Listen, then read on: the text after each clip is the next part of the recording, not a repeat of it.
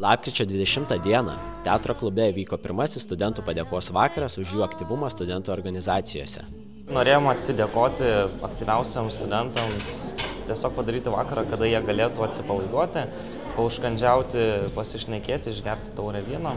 Tai šiandieną mums pasirodė atrankos į Euroviziją dalyvė Greta Jorudaitė. Taip pat turim akordeonistų trio, tai tiesiog smagus vakaras su žaidimais, su pamendravimais ir be abejonės studentų departamento dovanos aktyviausiams studentams.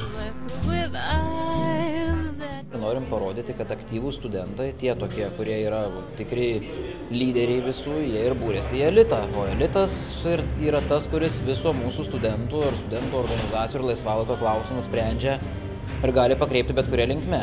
Tai yra didelis klubas, susidedantis iš 25 organizacijų ir per 1000 studentų. Ir norėjom juos suburti vieną vietą, kad jie ir vieni iš kitų pasimokytų ir galėtumėm pasidžiaugti, kiek mes tokių turim ir kokių mes turim žmonių. Paklausti, ką reikia daryti, norint būti pakviestam į šį vakarą, organizatoriai atsakė taip.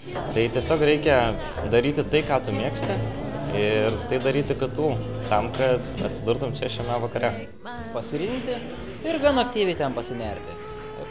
Praktiškai viskas ir padaryta.